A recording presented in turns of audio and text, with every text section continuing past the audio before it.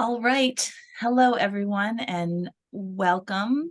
We are here to welcome everybody and go over some logistics together. So first, a big welcome to all of the new educators joining us, and welcome back to those of you who were working with us last year. We're thrilled to have all of you become a part of this group. So this is our official welcome kickoff, and we're going to be dealing with a whole bunch of logistics for you. So what are our topics today?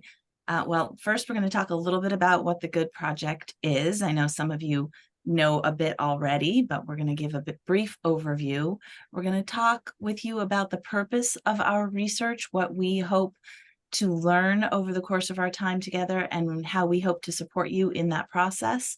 And then we're going to spend a fair amount of time talking about how our community, this community that we're building together, will function, the different ways that we have of interacting with one another, and all of those kinds of details. So the community of practice, this is a big part of our work together. And as I said, we wanted to meet together here today to go over logistics because they're super important, but they're not necessarily as much fun. We really do think that building the community of practice together for us, it has been a labor of love. We've learned so much from all of you last year, and we're looking forward to building on that energy and momentum this year going forward. So Community of Practice is a group of over 100 educators. Last year, again, an incredible community, and you are even more diverse in where you're coming from and in your experience this year. So we can't wait to get to know you all. Lots of different education levels are represented. So some of you are working with high school age students in different ages, some middle school, and a very diverse group of schools and experiences. Most of you have started to get to know each other on Slack a little bit, so you know that we have educators from all over the world, and as I've already said, new and returning members participating. So this community of practice is really an opportunity to learn from and support one another. And then finally, who are we? Who are these faces on the screen talking to you? Three of us are here today. So myself, I'm the project director, Kirsten, our project manager, and probably the one who's been you've heard most from so far. And Danny has also been on the project for quite some time. Two folks who aren't here with us today, Shelby and our newest research assistant, Allison. You will get to know all of us a little bit more. I'm not going to spend time telling you a little bio on all of us. We're just going to leave that mysterious element, and you'll have to wait to get to know us a little bit more in the future, just as we look forward to getting to know all of you. So with that, I turn it over to Danny. Sorry, Danny. No, thank you, Lynn.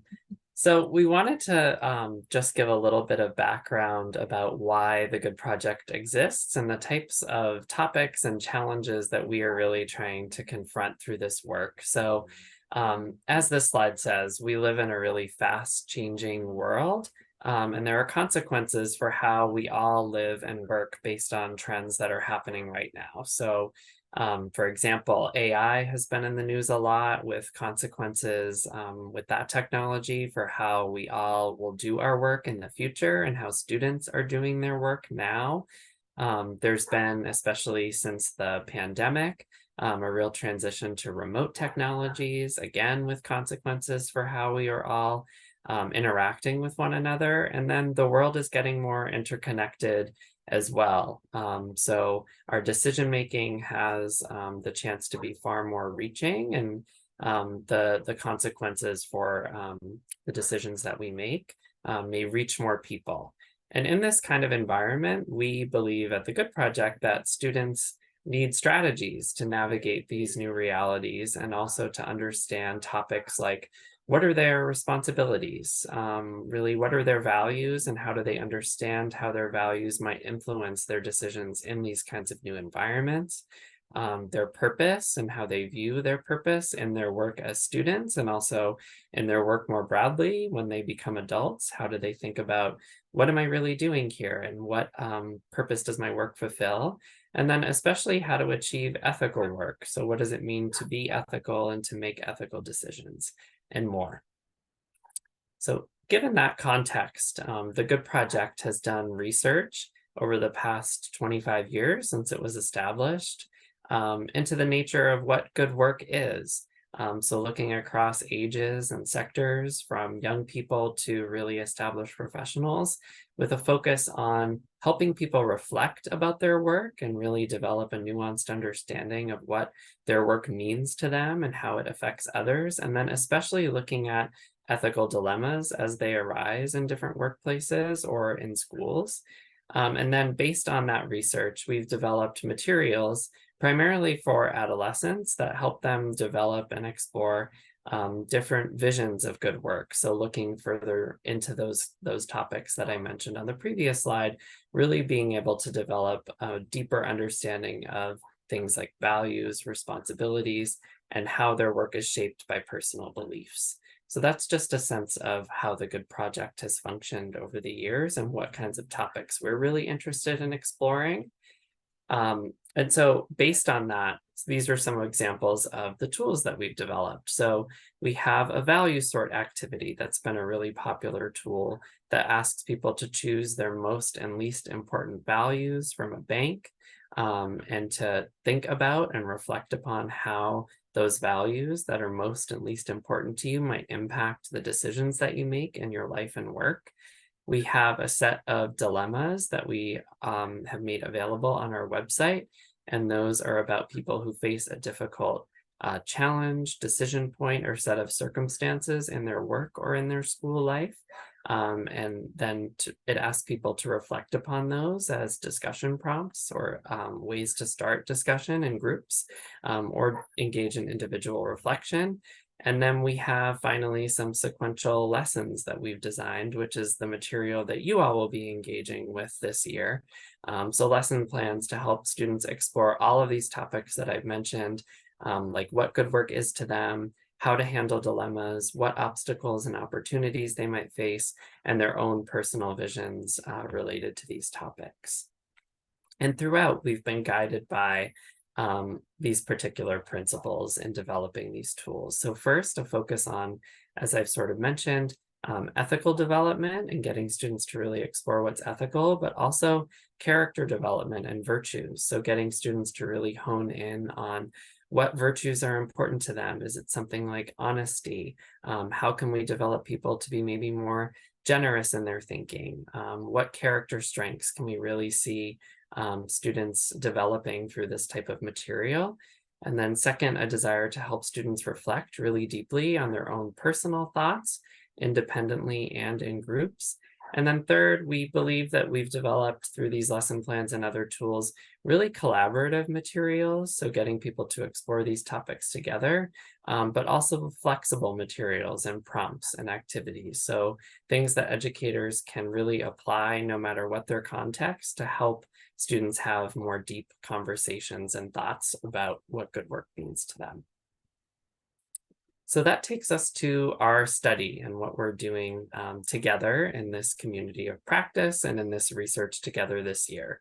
So there are really two components to this research project that we're working on together. So first, on the left, we're planning to look at how you implement the lesson plans with your students this year. So the plan is that you'll teach 14 lessons at least in your classroom and complete a set of associated research activities, which I'll tell you about on a slide in a couple of minutes. And then second, on the right, we will look at how our community of practice of educators, as Lynn mentioned, from all around the world, functions related to this. So you'll be interacting with other educators who are involved in this work and who are teaching the lessons this year, and hopefully form a learning community together by having exchanges about your authentic problems, authentic challenges, and experiences in your classrooms. And just a note that this project is generously funded by a grant from the John Templeton Foundation that is about communities of practice and character development. So starting with that first half of the project that I talked about, implementing the lesson plans that was on the left on the previous slide. Here is where you will find the lesson plans. If you go to this link on our website, you will be able to access all of the materials. that are in the lessons. And once you go there, you will see there are 29 lessons overall. They're organized into 4 units. So you'll see units 1 through 4.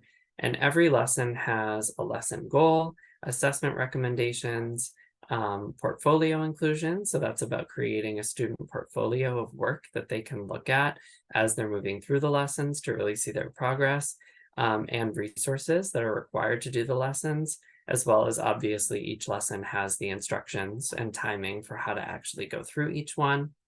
You'll see in each lesson, there are some embedded examples of practice, especially from year 1 of what teachers were doing during the first year of the study to help you see how different people made adaptations and how students might have reacted to certain things in the moment. And they've all been recently updated as well based on that first year of the study, based on the feedback we received from educators and students. So if you go there, you'll see all of that material and hopefully be able to think about how you might start to embed these in your own classroom practices. And this is just to give you a peek at how they might look. So when you go to that page, you'll see there's a left-hand navigation that I've put in the box here in red on the left-hand side. And you see that you can navigate easily between each one of the lessons. They're listed there. You can also access some of the front matter, an introduction to the lessons, kind of an overview and a sense of our theory of change of why these lessons might affect students in particular ways. So that just gives you a peek of that. And then just the required research activities that are associated with you going through these lessons. So there are certain things that we're hoping that each educator has to complete as they do teach these lessons. So this kind of gives you a step-by-step, and this is a slide you might want to come back to as you're starting the lessons in your classroom. So a first step would be to complete consent and a data use agreement. So that involves signing your own teacher consent, which many of you have already done. It's just a form. There's also the process of notifying your students and parents of your students that this research is happening. And if you're in the European Economic Area, giving parents a chance to opt in. If you're anywhere else aside from that area, just notifying parents so they have a chance to opt their student out. And then finally, a data use agreement so that we have the chance to collect student work from your school. That's what that form is, and we'll be sending that to you. It is in the form of a contract, but we'll be in touch about that. And if you have any questions, you'll be having the opportunity to ask us any questions about that form. Second, conducting surveys. So we have a pre-survey before you start the lessons to do with your students, and there's one for you as well as an educator. And then a mid-year survey. So at the midpoint of your engagement with the lessons, you'll complete that, and a post-survey after you complete the lessons. So those are just the required survey elements. You will also record or arrange an observation. So we're hoping to actually see people teaching the lessons in classrooms. You can do that via a recording if you so choose. A lot of people did that last year where they just recorded themselves teaching a lesson and then uploaded it so that we could view it. That's great. Or you can let us sit in on a lesson live. That would happen virtually unless you were local to the area, which we could arrange. And just a note that these observations are not meant to be something where we're judging you or really pressuring you to be teaching in a certain way. They're really for us to learn how these lessons are being implemented and to see what can we maybe adjust, what can we see about how students are reacting to this, and really just to have that data for ourselves to hopefully make these lessons better in the future. So not judging you as the teacher in these circumstances, but really trying to make sure that our materials can be improved. You'll see on the fourth bullet here, planning for a focus group. So this is an element of the study that we hope that teachers will be able to participate in a focus group at some point during the year. So be on the lookout for us to arrange that. But then again, we're hopeful that students will be able to participate in a focus group as well. This would be something that would last about an hour.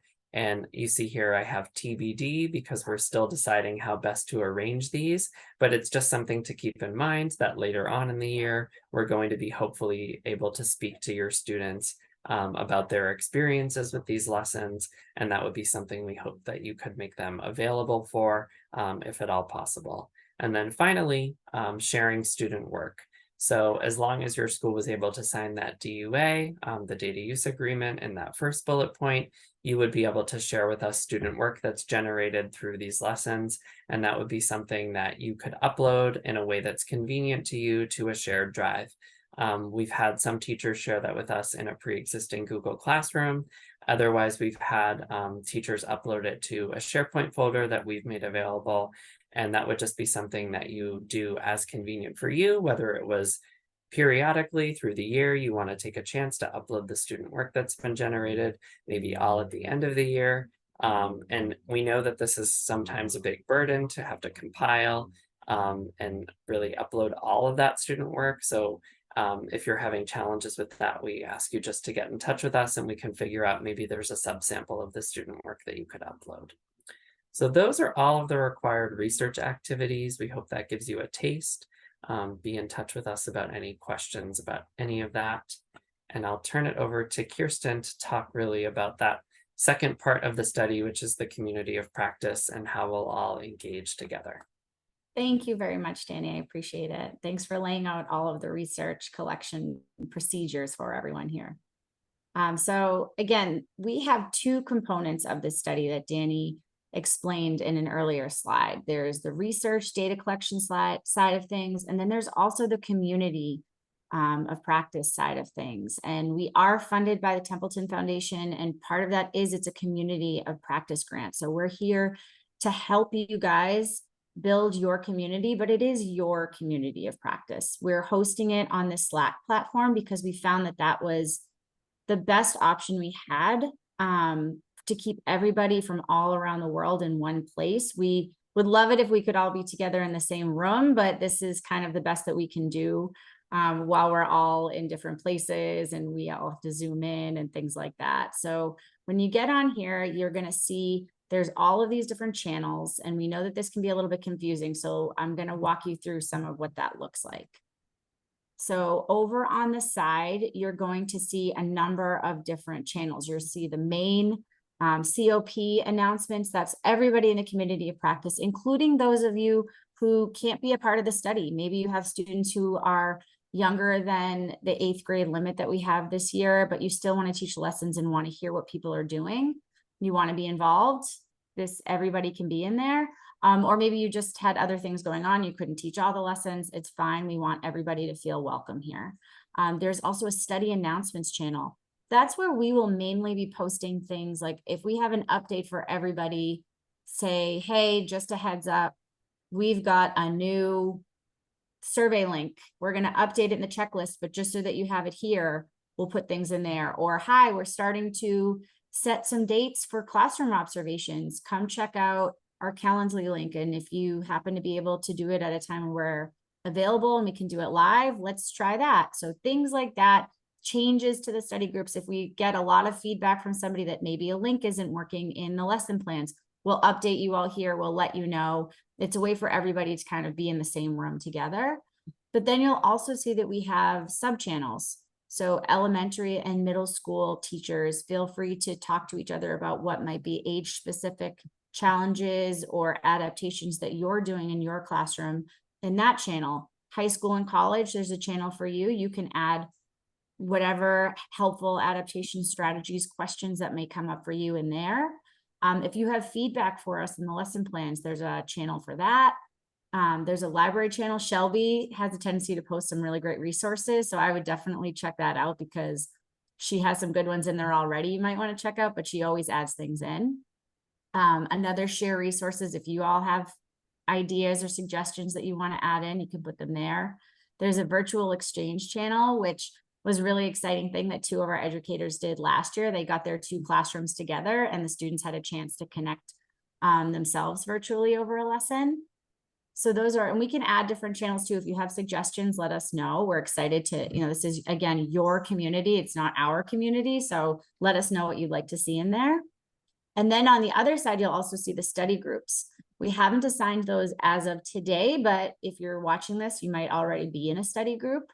These are going to be smaller groups of about 5 to 10 educators, and each of the groups are going to be led by a champion. And your champion is going to help field any questions you might have about logistics or questions with the lessons. They're going to lead discussions throughout the month. This is your chance for a small group and more intimate conversation with people that you can get to know one-on-one a little bit better than maybe in the larger group.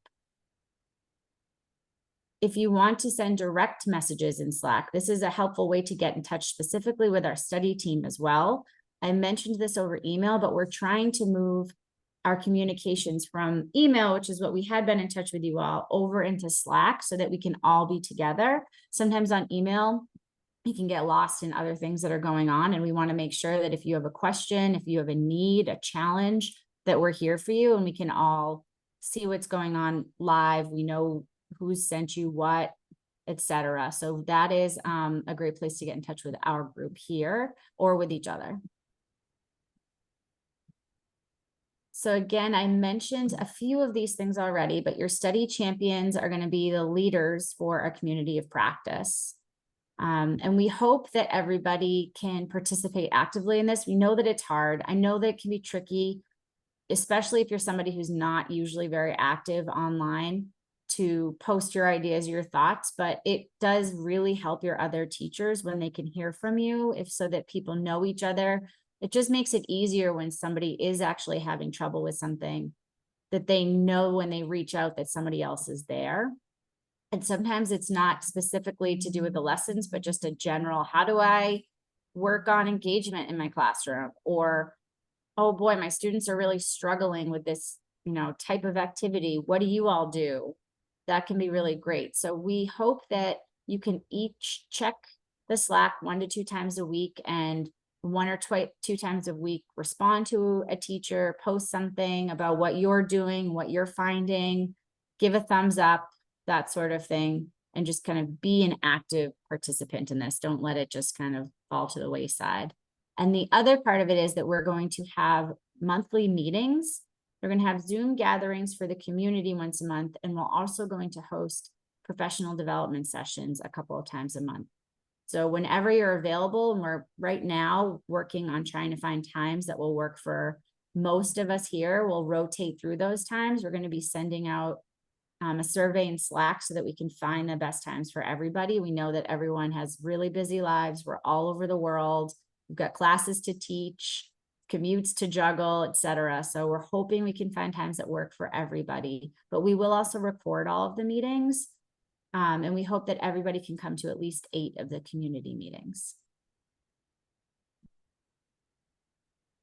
So again, this is your community of practice. This is for you all to support one another in your teaching, to get to know one another, to learn from one another. So we really hope that you can feel that this is your place to let us know and let the rest of the teachers here know what's going on. What are your questions? What are your challenges?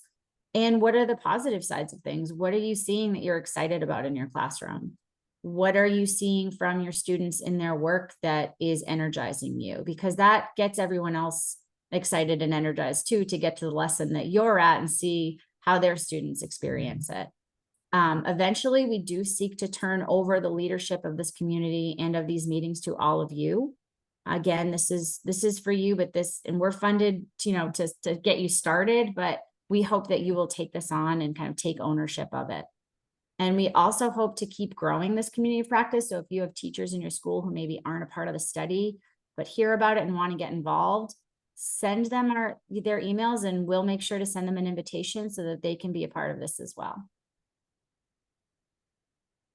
So a few other details and logistics that I just want to make sure that we touch upon.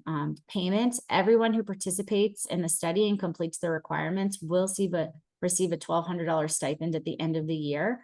There is a little bit of paperwork, bureaucracy involved in that. Harvard is a giant bureaucracy, and there are hoops to jump through. We don't have a ton of power over how many forms you have to fill out for that. We try really, really hard to make it a streamlined process. Shelby makes amazing Loom videos about how to go through everything, but we're going to start that process in March so that everybody can get set up and get moving through the system. before the start of the summer, because we want to make sure that everybody gets in there. We know that it can be difficult. So try to jump in there when that link comes out, that we can get you set up on that. And as I mentioned, we will be offering professional development sessions. We're going to do that about once or twice a month, and we will cover, this will be the time where we're covering core concepts about good work. We're going to post those dates soon in Slack, but this is more of the time where we're going to be giving information to you. Whereas in the community gathering meetings, that's a time for you all to work together and get to know one another better. If you have any questions, if you need any guidance, if you want us to just jump on a Zoom with you and go over any questions you have, or if you need us to speak to people at your school, your administration, your board, please let us know. We are more than happy to find a time to get together and talk with you or others to help you along in this process. Great. So thanks so much, Kirsten and Danny, for going through all of those details. I am just going to sum up. So in terms of next steps, I would point you all towards this really handy checklist that our team has put together. You can copy the link down, or we will also be sharing this link in Slack.